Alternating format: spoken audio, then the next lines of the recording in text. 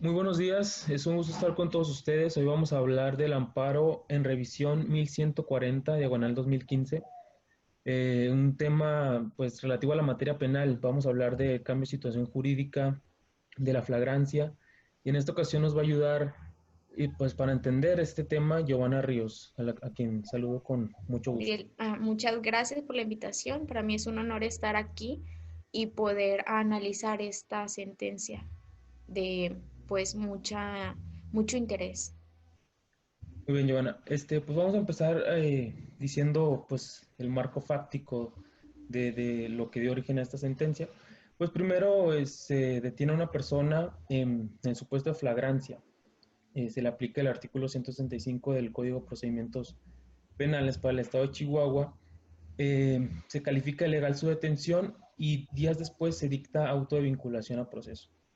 El quejoso impugna la resolución que califica ilegal la detención en el juicio de amparo. Le toca conocer a un juez de distrito. El juez de distrito le otorga el amparo desde ese instante. No se tuvo que esperar hasta la revisión para que le dieran la razón. Y los conceptos de violación que vierte el quejoso son prácticamente dos, o estos dos son los más importantes. Primero, pues la resolución que califica legal la detención. Segundo, la inconstitucionalidad del artículo 165 del Código de Procedimientos Penales para el Estado de Chihuahua, ya que a su consideración amplía la figura de la flagrancia. Esta figura que después nos va a ayudar Giovanna a entenderla, pero pues en sí la flagrancia nos dice que cualquier persona puede detener a una persona cuando esté cometiendo el delito o en el inmediato posterior. Y el artículo 165 lo que hacía era ampliar esa figura, ya que nos decía que la flagrancia podría ser entendida como no solamente minutos u horas, sino incluso días. Se ampliaba la figura. El juez de distrito lo que hace es se concede el amparo y el recurrente, en este caso el Congreso de Chihuahua, interpone el recurso de revisión. Interpone algunas excepciones, la principal creo que viene a plantear muchos problemas es la improcedencia por el cambio de situación jurídica, porque en virtud de que ya se había dictado autovinculación al proceso, el recurrente, en este caso el Congreso de Chihuahua, que también figuró como autoridad responsable, eh, menciona que no se puede entrar al estudio de fondo porque hay una causal de improcedencia, ya que había cambiado la situación jurídica del quejoso. Esto se lo va a preguntar Giovanna más tarde, pero, pero la Corte al final le da el amparo al quejoso. Ya para entrar al estudio de fondo, lo que hace la Corte es analizar precisamente la causal de improcedencia prevista en el artículo 61, fracción 17 de la Ley de Amparo relativa al cambio de situación jurídica, y nos dice la Corte, el cambio de situación jurídica, por regla general, para que acontezca, tiene que haber una serie de pues, secuencias o pasos. La Corte marca cuatro pasos. Primero, pues que el acto provenga de un acto o de un juicio eh, o de un procedimiento administrativo seguido en forma de juicio. Ese es el primer punto. Segundo punto, que con la presentación, después de la presentación de la demanda, provenga un nuevo acto que cambie la situación jurídica del quejoso. Tercer punto, que por virtud del nuevo acto que se dictó, se consumen irreparablemente las consecuencias del primer acto que se está impugnando en amparo. Y el cuarto punto, y creo que es el más importante y el que pues da la clave para resolver este caso concreto, es que haya autonomía o independencia entre los dos actos. Es decir, que el segundo acto pueda subsistir con independencia de que el primero se declare o no inconstitucional. En este caso, pues vamos a hablar de la vinculación a proceso. Aquí es donde no hay una autonomía entre actos, porque tanto la resolución que califica ilegal la detención como el auto de vinculación a proceso tienen una interdependencia en virtud de que son parte de un mismo proceso. Es lo que le vamos a preguntar a Giovanna más tarde, pero por regla general así se actualiza un cambio de situación jurídica. Primero, que el acto provenga de un procedimiento judicial. Segundo, que haya un nuevo acto posterior que cambie la situación jurídica del quejoso. Tercero, que las consecuencias sean consumadas de forma irreparable. Y cuarto, que haya independencia o autonomía entre los actos. Pues que la Corte llama como familia de causales de improcedencia a una serie de improcedencias que tienen características en común.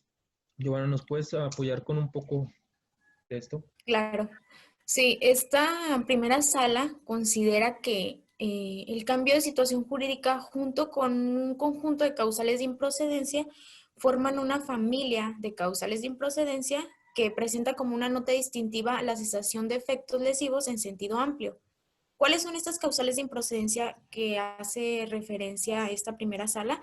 Pues en primer lugar, el consentimiento tácito o expreso del acto reclamado. ¿Qué quiere decir esto? Pues que el quejoso em, consienta el acto que está reclamando. En este sentido, en este caso práctico que estamos viendo la sentencia, el acto reclamado es que se calificó de legal la detención conforme al artículo 165 del Código de Procedimientos Penales del Estado de Chihuahua. Entonces, en este sentido, estaría el objeto del acto reclamado sería la detención. En este sentido, sería de que el quejoso estuviese consintiendo que se le haya calificado de legal la detención conforme a este artículo del Código de Procedimientos Penales del Estado de Chihuahua. Como segundo punto o segunda causal de improcedencia, pues sería la consumación del acto reclamado de modo irreparable. ¿Qué quiere decir esto? Un ejemplo práctico podría ser el arresto. En este sentido, tú cometes una falta administrativa, te imponen una sanción de un arresto de 36 horas, cumples esa sanción, después de las 36 horas te dejan en libertad y tú promueves un juicio de amparo por la violación a la libertad personal, privación de la libertad personal. Entonces, en este caso es improcedente el juicio de amparo. ¿Por qué? Porque ya no se te puede restituir esa libertad de la que se te fue privado. Ya fueron consumadas irreparablemente, ¿no? Las consecuencias. Exactamente, el acto que tú estás reclamando ya se ejecutó en su totalidad, por lo tanto ya no es posible restituir la libertad. Y Muy como bien. tercer punto de esas causales de improcedencia, pues es la cesación de efectos o imposibilidad de surtirlos. En este caso práctico que estamos viendo de esta sentencia, pues no hay una cesación de efectos en su totalidad. ¿Por qué? Porque no existe un cambio de situación jurídica. Ok. Habría un cambio de situación jurídica en cuanto a que las cosas se devolvieran al estado en el que se tenían antes o originalmente y que al quejoso se le dejara en libertad. Ahí sí Porque, habría cambio de situación jurídica. exactamente, Ok. porque en este sentido, pues como ya te mencioné anteriormente, el objeto del acto reclamado es la detención. Entonces, si se deja en libertad al quejoso, pues sí pasaría a un cambio de situación jurídica de estar privado de la libertad a estar en libertad. Entonces, es como esta primera sala, pues considera que es una familia de causales de improcedencia. ¿Qué hay de diferencia entre una y otras de estas causales de improcedencia? Pues nada más y nada menos que la existencia de los efectos del acto reclamado. Y pues la finalidad de estas causales de improcedencia, pues es evitar las resoluciones de asuntos en los que en el juicio de amparo se carezca de un objeto, como en este sentido que te estoy diciendo, en este caso práctico que estamos viendo, el objeto es la detención. Entonces, si no existe una detención, como por ejemplo en el arresto, pues no hay razón de ser del juicio de amparo. Ok. Hay dos causales en especial que toca la sentencia y como que las toca aparte. Una es la cesación de efectos y otra la consumación del acto reclamado. Sobre esas, ¿hay alguna reflexión que nos puedas compartir? Sí, mira, eh, en la tesis pues nos presenta qué es lo necesario para que los efectos dejen de cesar en el acto reclamado. Ujú. ¿Qué se necesita? Bueno, te voy a mencionar 4 incisos que ven aquí. El primero, inciso A, dice que un acto de autoridad que se estime lesivo de garantías y que motive la promoción de la demanda de amparo en su contra. Como inciso B, un acto de autoridad que sobrevenga dentro del procedimiento constitucional, dejando subsistente en forma permanente el que es materia de este juicio de amparo.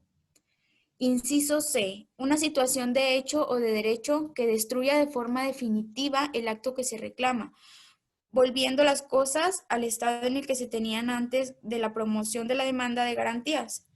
En este sentido, es como te mencioné anteriormente, de estar privado de la libertad a estar en libertad, de volver las cosas al estado en el que se tenían anteriormente. El inciso D dice, una situación de hecho que sobrevenga durante la tramitación del juicio y haga imposible el cumplimiento de la sentencia protectora que en su caso llegara a pronunciarse. En este sentido, pues, una situación de hecho podría ser la muerte del quejoso, en la que pues ya sea imposible que haya un cumplimiento de esa sentencia de juicio de amparo. Y pues en este sentido se reconoce que pues que la cesación de efectos puede generarse por distintas causas, situaciones que pueden ser tanto jurídicas como fácticas, es decir, de hecho o de derecho. Muy bien. Vemos cómo se actualiza esta causal de improcedencia, cambio de situación jurídica, pero a lo mejor nos queda duda de un ejemplo. ¿Cuál sería un ejemplo? Un ejemplo de, de un cambio de situación jurídica sería el auto de un dictado de un auto de libertad en donde se carezca de elementos para procesar, no solamente destruyen los efectos como la orden de aprehensión, sino que también se modifica el estado del quejoso. En este caso, pues como ya te he mencionado, de estar privado de la libertad a estar en libertad. Ese sería un ejemplo de un cambio de situación jurídica práctico. Muy bien, y ahora, en el caso, otro punto de la sentencia que creo que también es muy importante, te quiero preguntar, ¿qué es el auto de vinculación a proceso? Y después que nos digas si este conlleva la prisión automática, porque muchos piensan de que con un auto de vinculación a proceso es automática la prisión preventiva. ¿Esto es así? No, de hecho, bueno, el auto de vinculación a proceso pues establece a partir de un hecho o hechos delictivos sobre los que se va a continuar el juicio, Ujú. ¿verdad? En este caso, como te mencionaba al inicio, pues en esta situación que estamos viendo ahorita, a partir del auto de vinculación a proceso, se estableció por qué por qué situación o qué delito se iba a seguir el proceso. En este caso, pues es un homicidio calificado y la privación de la libertad. A eso se refiere en cuanto a el auto de vinculación a proceso. Ok. Y pues no precisamente el auto de vinculación a proceso conlleva la prisión, porque el juez de control puede dictar otras medidas precautorias como el arraigo domiciliario, entre otras, en donde pues se puede asegurar la presencia del imputado, en este caso, en el juicio. Y pues de cierta manera, pues restringirle la libertad al mismo. Muy bien, Entonces, entonces, no es precisamente, a menos de que lo establecido, a menos de que por lo establecido, pues se decrete de oficio. muy bien. Creo que queda muy claro. Entonces, el auto de vinculación es donde se establecen los hechos que darán continuidad al proceso penal y no necesariamente se llevan a un tema pues muy importante y el tema central que trata la sentencia es el de flagrancia. ¿Cómo podemos entender este concepto? Mira, la flagrancia es todo aquello que brilla a todas luces y que puede ser inconfundible y que cualquiera puede apreciarlo. Y pues la flagrancia se configura al momento de una detención. Pues esta primera sala establece que pues para tener como válida una detención en flagrancia, primeramente es que se observe en el momento en el que se está cometiendo un hecho o un acto presuntamente delictivo.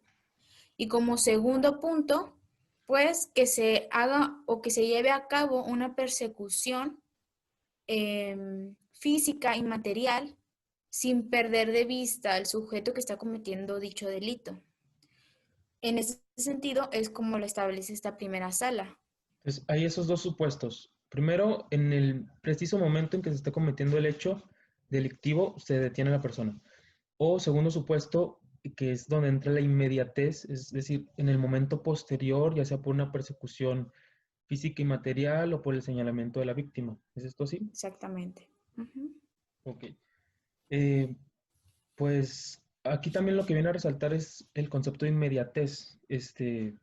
Lo que nos dice que tiene que ser una persecución material en el inmediato posterior, es lo que también se reclamó del artículo 165 del Código de Procedimientos Penales de Chihuahua, en virtud de que decía, inmediatez puede entenderse como desde el momento en que se comete el delito hasta que es capturado la persona o detenida, que puede ser minutos, horas o incluso días. Entonces ahí pues no habría tanta inmediatez porque lo que nos viene a decir es que tiene que ser en el inmediato posterior. Y Exactamente. otra, ahora bien, Giovanna, ¿cuáles son las formas legales de afectar el derecho humano a la libertad personal? Mira, se puede afectar el derecho humano a la libertad cuando a través de una orden de aprehensión, cuando es a través de la flagrancia o a través de un caso urgente. Pero en este caso práctico que estamos analizando en la sentencia, se estaría violando el derecho a la libertad personal en cuanto a que el artículo 165 del Código de Procedimientos Penales del Estado de Chihuahua, pues ¿cómo te podría decir?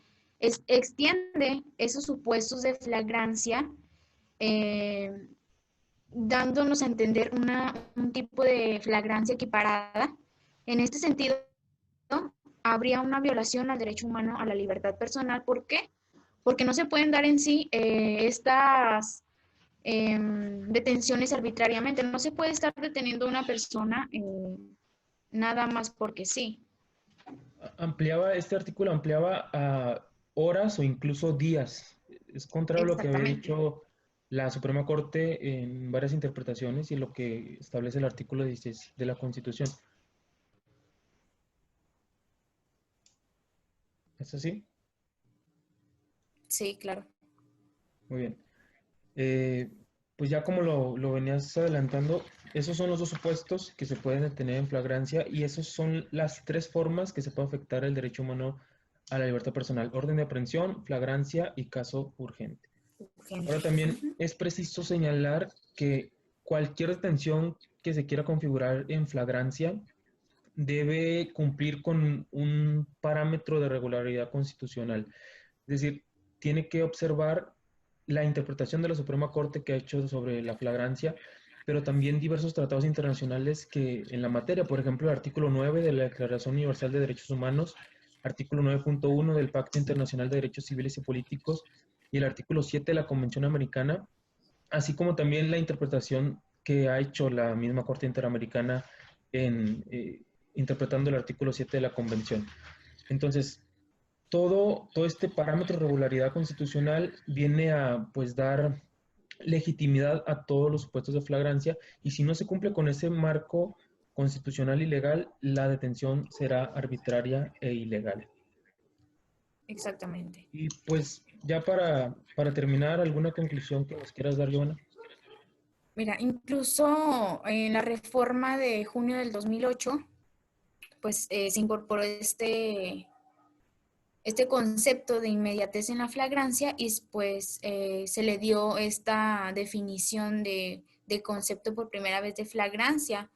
¿Esto para qué? Pues para validar las detenciones y pues para que se pudiera erradicar en las legislaciones secundarias este término de flagrancia equiparada que estamos viendo que nos menciona este artículo 165 del Código de Procedimientos Penales del Estado de Chihuahua. Y ahora ya pues con el Código Nacional ya se unifica lo que es la flagrancia, ya hay un solo código, entonces ya no puede haber otro Exactamente. concepto que esté fuera de ahí. Claro, incluso el Código de Procedimientos Penales, en su artículo 146, está más acuñado al artículo 16 constitucional en sus supuestos de flagrancia. Muy bien. Entonces, ya para terminar, pues se concede el amparo, se reitera la sentencia, las consideraciones del juez de distrito y pues se anula la legal detención de esta persona. Claro. Sí, como tú comentas, pues para concluir este tema, en sí no hubo una improcedencia en el juicio de amparo por el cambio de situación jurídica que alegaba el recurrente y pues se establece al final de cuentas por el tribunal colegiado que sí hay una inconstitucionalidad, perdón, en este artículo 165. Muy bien. Pues muchas gracias, Giovanna. Gracias por acompañarnos y por ayudarnos a entender esta sentencia de la mayor relevancia. No, muchísimas gracias a ti por la invitación, Uriel, y para mí es un gusto estar aquí compartiendo. Gracias.